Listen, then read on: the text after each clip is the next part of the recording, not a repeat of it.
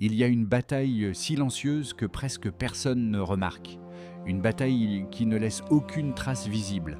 Pas de cicatrice sur le corps, pas de bruit dans le monde extérieur. Mais à l'intérieur, c'est parfois une tempête. Pas une bataille faite d'épées ou de cris, pas un combat que les gens peuvent voir. C'est une bataille qui se déroule dans ton esprit, chaque jour, et souvent, chaque nuit.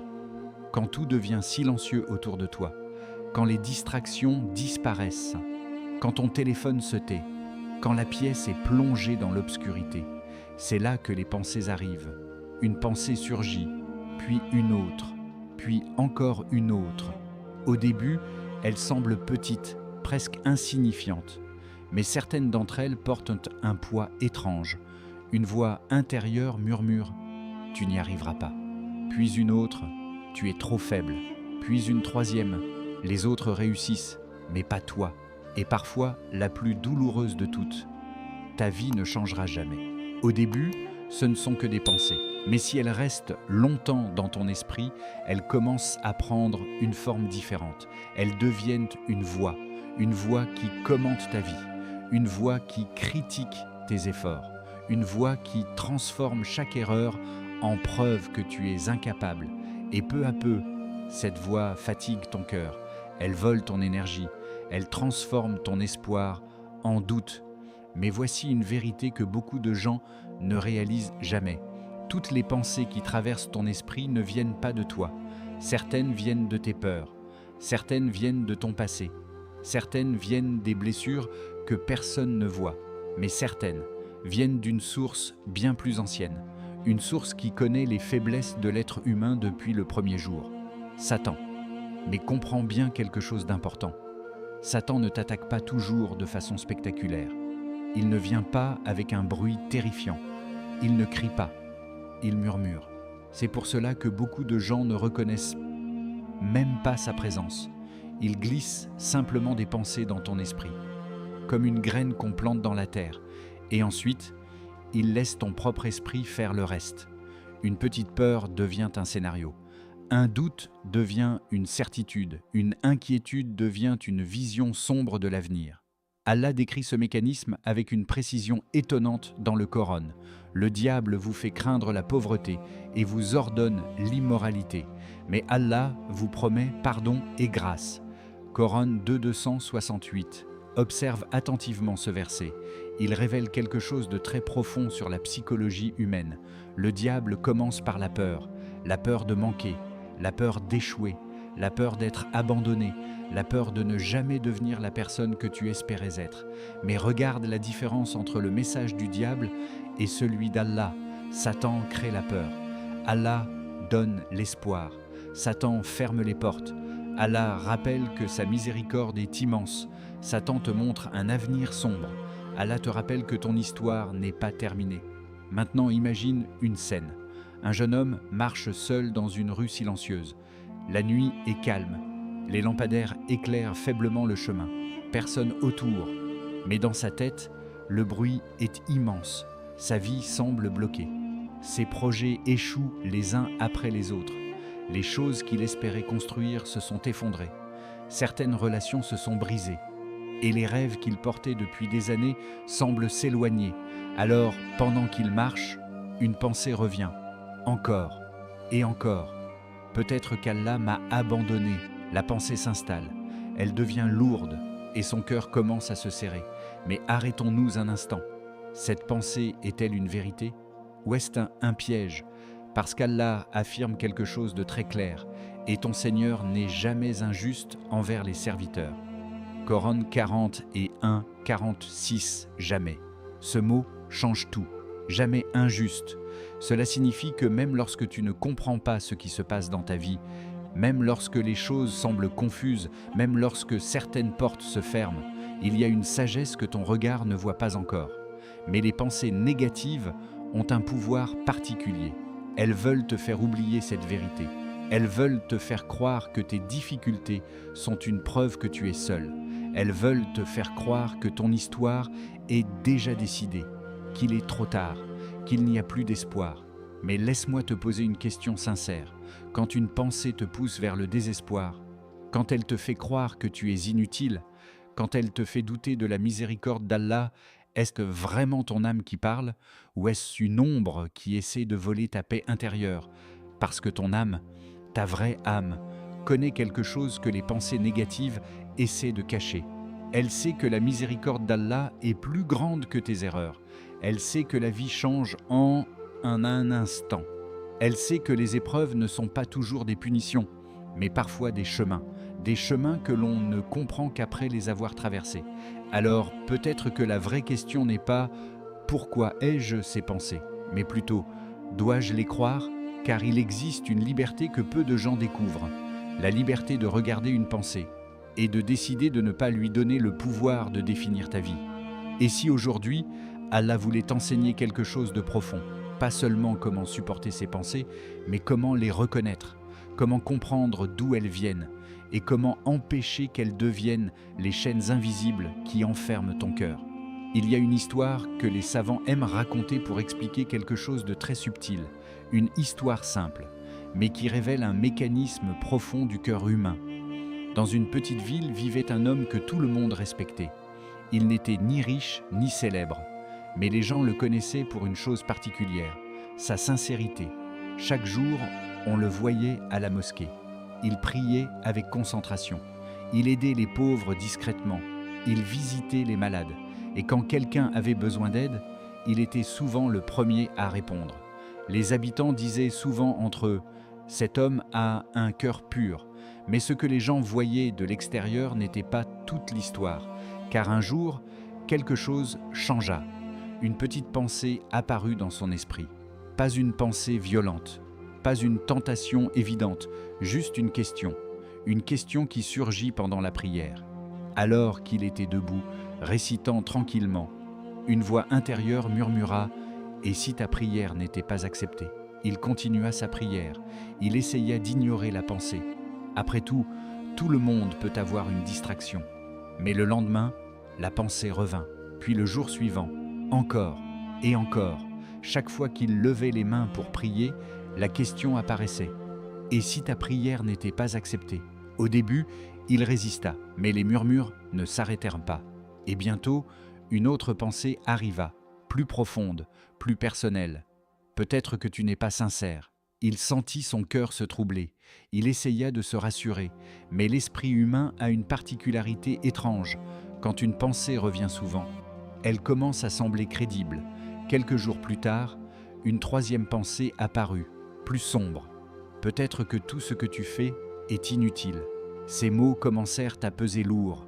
Petit à petit, quelque chose changea en lui. La prière qu'il aimait devint une source d'angoisse. Chaque acte d'adoration devint une question. Chaque bonne action devint un doute. Et sa sérénité disparut. Pas parce que sa foi avait diminué, pas parce qu'il avait cessé de croire, mais parce qu'il avait commencé à écouter ses murmures. Et c'est exactement ainsi que fonctionnent les suggestions de Satan. Elles ne détruisent pas toujours la foi directement. Elles commencent par une graine, une petite idée, une simple question. Puis elles reviennent encore et encore, jusqu'à ce que ton esprit commence à dialoguer avec elles. Allah décrit ce phénomène avec une clarté remarquable dans le Coran et dit « Seigneur, je cherche refuge auprès de toi contre les suggestions des démons ». Coran 23, 97. Regarde attentivement ce verset. Il contient une sagesse profonde. Allah ne dit pas que les suggestions n'existent pas. Il ne dit pas que les croyants n'auront jamais de pensées négatives. Au contraire, il reconnaît qu'elles existent, qu'elles apparaissent même dans l'esprit de personnes sincères. Mais Allah nous enseigne quelque chose d'essentiel. La protection ne consiste pas à empêcher les pensées d'apparaître. La protection consiste à chercher refuge auprès d'Allah quand elles apparaissent. Parce que le danger ne vient pas de la pensée elle-même. Le danger commence lorsque nous commençons à la croire, lorsque nous la nourrissons, lorsque nous la répétons dans notre esprit. Et Satan connaît très bien cette faiblesse humaine. Il sait qu'une pensée répétée devient puissante. Alors, il utilise une stratégie très simple, la répétition. Il murmure une idée aujourd'hui, puis il la répète demain, puis encore le lendemain. Et peu à peu, ton esprit commence à l'accepter. Mais réfléchis un instant. Combien de pensées négatives as-tu cru simplement parce qu'elles se répétaient? Combien de fois ton esprit t'a convaincu que tu étais incapable? Combien de fois as-tu abandonné un projet parce qu'une petite voix disait « ce n'est pas pour toi ». Combien de rêves ont été enterrés, non pas par la réalité, mais par des pensées répétées? Pourtant, il existe une vérité très importante que beaucoup de gens oublient. Une pensée répétée n'est pas forcément une vérité. C'est parfois juste un mensonge persistant. Un mensonge qui a trouvé une place dans ton esprit parce qu'il était répété assez longtemps. Imagine quelqu'un qui te dit tous les jours « tu es faible ». Au début, tu protestes. Tu dis que ce n'est pas vrai. Mais si tu entends cette phrase pendant des années, ton cœur peut finir par l'accepter. Et Satan utilise exactement cette stratégie. Il ne cherche pas toujours à te convaincre immédiatement. Il cherche simplement à rester dans ton esprit assez longtemps. C'est pour cela que la conscience est si importante. Parce que la première étape de la protection, c'est de reconnaître l'ennemi. Quand tu sais que certaines pensées ne viennent pas de toi, tu commences à les observer différemment. Tu ne les acceptes plus automatiquement. Tu les examines, tu les questionnes, tu refuses de leur donner le pouvoir de définir ta valeur. Et soudain, les murmures perdent une partie de leur force. Car celui qui reconnaît l'ennemi ne tombe plus facilement dans ses pièges. Et peut-être qu'à cet instant précis, une question mérite d'être posée. Si certaines pensées dans ton esprit ne sont que des graines de doute, alors combien d'entre elles as-tu arrosées sans le savoir? Il existe une arme que beaucoup de croyants possèdent, mais qu'ils utilisent rarement. Une arme simple, silencieuse, et pourtant capable de transformer l'état d'un cœur en quelques minutes seulement. Pas une arme faite de force, pas une arme faite de contrôle, mais une arme faite de présence. Cette arme, c'est le rappel d'Allah, le dhikr. Dans un monde rempli de bruit, d'inquiétude et de distractions, beaucoup de gens pensent que le combat contre les pensées négatives se gagne en réfléchissant plus, en analysant plus, en cherchant des solutions compliquées. Mais le Coran enseigne quelque chose de différent, quelque chose de plus profond. Les pensées négatives prospèrent dans un esprit vide, un esprit qui n'a rien pour l'ancrer, un esprit qui flotte entre les souvenirs du passé et les peurs de l'avenir. Mais lorsqu'un cœur se remplit du souvenir d'Allah, quelque chose change. La tempête intérieure commence à ralentir. Les ténèbres reculent, la confusion diminue, et l'âme retrouve un espace pour respirer. Allah promet quelque chose d'extraordinaire dans le Coran. Ceux qui ont cru et dont les cœurs se tranquillisent est à l'évocation d'Allah. N'est-ce point par l'évocation d'Allah que les cœurs se tranquillisent? Coran 13, 28. Observe bien ce mot. Tranquillise.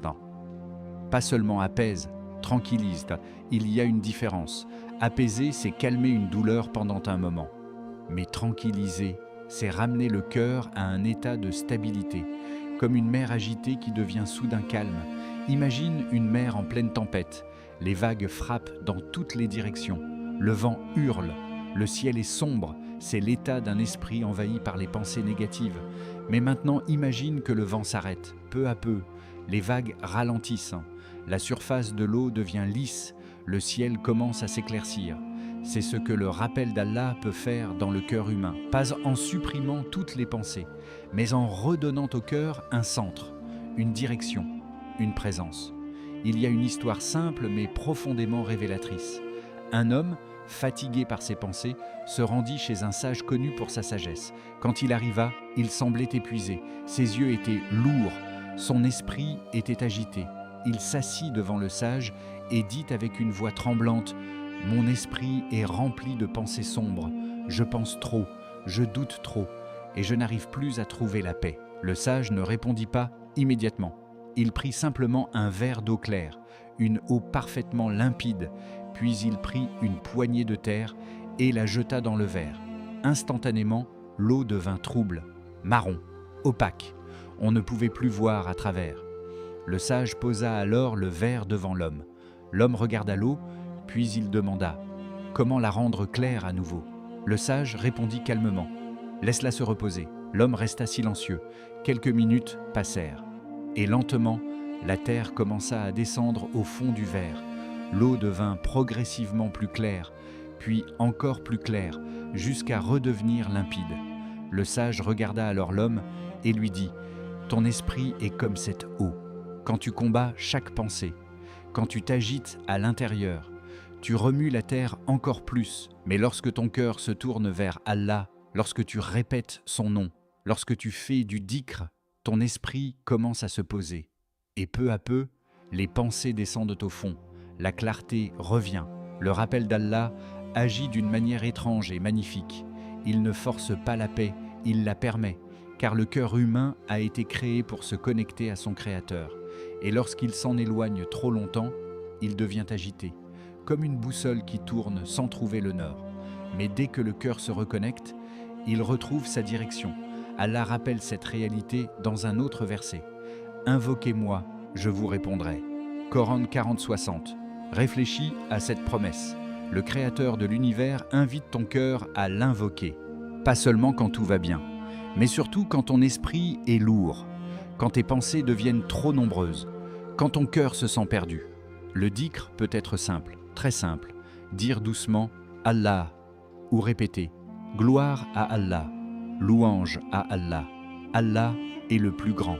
Ces mots semblent courts, mais ils portent une profondeur immense, parce qu'ils reconnectent ton cœur à une vérité plus grande que tes pensées. Ils te rappellent que tes inquiétudes ne sont pas plus grandes que la sagesse d'Allah. Ils te rappellent que ta vie ne dépend pas seulement de tes peurs. Ils te rappellent que tu n'es pas seul dans ce combat intérieur. Et parfois, quelques minutes de rappel d'Allah peuvent faire ce que des heures de réflexion n'arrivent pas à faire.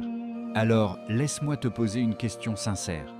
Quand ton esprit devient lourd, quand les pensées tournent en cercle, quand le doute commence à envahir ton cœur, est-ce que tu nourris tes pensées ou est-ce que tu nourris ton âme? Il existe une illusion silencieuse qui influence profondément l'esprit humain. Une illusion que beaucoup de gens ne remarquent même pas.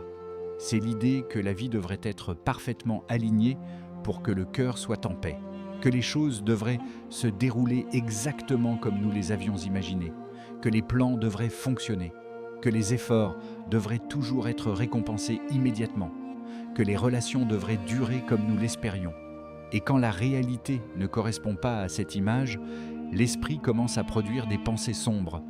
Pourquoi ma vie est-elle si compliquée? Pourquoi les choses ne marchent-elles jamais pour moi? Pourquoi les autres semblent avancer, alors que je reste bloqué? Mais derrière ces pensées se cache souvent une illusion plus profonde, l'illusion que nous comprenons entièrement ce qui est bon pour nous. Pourtant, la sagesse qu'Allah enseigne dans le Coran renverse complètement cette idée. Allah dit « Il se peut que vous détestiez une chose alors qu'elle est un bien pour vous, et il se peut que vous aimiez une chose alors qu'elle est un mal pour vous. Allah sait, et vous ne savez pas. » Coran 2, 216. Ce verset contient une vérité qui peut transformer la façon dont une personne voit toute sa vie. Il nous rappelle quelque chose que l'être humain oublie souvent. Notre vision est limitée. Nous voyons seulement l'instant présent. Nous voyons seulement ce que nous ressentons maintenant. Mais Allah voit l'ensemble du chemin. Imagine un instant un enfant qui regarde un puzzle. Il ne voit qu'une pièce, une petite forme étrange. Pour lui, cette pièce n'a pas de sens, elle semble inutile. Mais quelqu'un qui voit le puzzle entier comprend que chaque pièce a une place précise, même celle qui semble inutile au début. La vie fonctionne parfois de la même manière. Ce qui semble être une erreur aujourd'hui peut être une direction demain. Ce qui semble être une perte peut devenir un tournant. Imagine ceci, un homme travaille pendant des années dans une entreprise. C'est son rêve. Il construit sa vie autour de ce travail, sa routine, ses projets, son identité. Puis un jour, il perd tout. Un licenciement, une décision soudaine. Et en un instant, tout s'effondre. Sur le chemin du retour, son esprit devient un champ de bataille. Les pensées arrivent immédiatement. Ma vie est ruinée. J'ai perdu mon avenir. Tout ce que j'ai construit est détruit. Ces pensées semblent logiques à ce moment-là. Elles semblent même réalistes. Mais les pensées humaines ont souvent un problème. Elles tirent des conclusions trop rapidement. Quelques mois passent, puis une année. Et pendant cette période, cet homme découvre quelque chose qu'il n'aurait jamais imaginé. Un nouveau chemin, une nouvelle opportunité, une passion qu'il n'avait jamais explorée. Petit à petit, il construit une nouvelle vie, une vie différente, mais étrangement, une vie plus alignée avec qui il est vraiment. Un jour, en regardant en arrière, il réalise quelque chose de surprenant. La chose qu'il appelait autrefois catastrophe était en réalité une porte qu'il n'aurait jamais ouverte volontairement. Et soudain, une question apparaît dans son esprit. Et si ce qu'il appelait malheur était en réalité une redirection? Les pensées négatives ont souvent une caractéristique particulière. Elles se comportent comme des juges impatients. Elles regardent un moment de ta vie et elles prononcent un verdict définitif. C'est un échec, c'est une perte, c'est la fin d'une possibilité. Mais la vie ne fonctionne pas comme un moment isolé. La vie est une histoire, et les histoires ne peuvent pas être jugées au milieu du récit. Imagine lire un livre et décider que l'histoire est mauvaise au 3e chapitre. Tu n'as pas encore vu les retournements, tu n'as pas encore vu les révélations, tu n'as pas encore vu la transformation du personnage principal. Et pourtant, c'est exactement ce que l'esprit humain fait souvent avec sa propre vie. Il regarde une page difficile et il pense que tout le livre est sombre. Mais Allah voit le livre entier, chaque chapitre, chaque détour, chaque moment qui semble incompréhensible. Et parfois, les chemins les plus importants commencent précisément par des moments que nous aurions préféré éviter. Il y a des rencontres qui n'auraient jamais existé sans une perte. Il y a des forces intérieures qui n'auraient jamais été découvertes sans une épreuve. Il y a des transformations qui ne naissent que dans les périodes où l'âme est forcée de se questionner. Et cela ne signifie pas que la douleur n'est pas réelle. Elle l'est. Les épreuves peuvent être lourdes, les pertes peuvent être profondes. Mais la sagesse du Coran nous invite à regarder ces moments avec une perspective différente. Pas comme des conclusions, mais comme des chapitres dont le sens complet n'est parfois visible que beaucoup plus tard. Alors, réfléchis un instant à ton propre passé. Regarde les moments qui t'ont fait souffrir, les moments où tu pensais que quelque chose était terminé. Combien de ces moments ont finalement ouvert une porte inattendue? Combien de ces épreuves ont changé ta direction d'une manière que tu n'aurais jamais planifiée? Combien de tes douleurs passées ont secrètement construit la personne que tu es aujourd'hui? Et si certaines de tes épreuves actuelles n'étaient pas simplement des obstacles, mais des chemins invisibles vers une transformation que tu ne peux pas encore voir?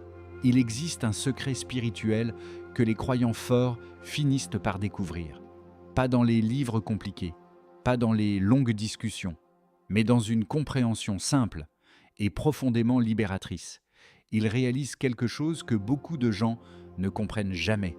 Ils ne contrôlent pas toujours leurs pensées, mais ils choisissent lesquelles écouter. Car l'esprit humain est comme un ciel, les pensées sont comme des nuages. Certaines sont lumineuses, d'autres sont sombres, certaines arrivent doucement, d'autres surgissent comme une tempête. Mais aucune de ces pensées n'est vraiment toi. Elles traversent simplement ton esprit. Pourtant, beaucoup de gens vivent comme si chaque pensée était une vérité, comme si chaque doute était un verdict, comme si chaque peur révélait quelque chose de réel sur leur avenir. Mais l'islam enseigne quelque chose de profondément libérateur, quelque chose qui change complètement la relation entre le croyant et ses pensées.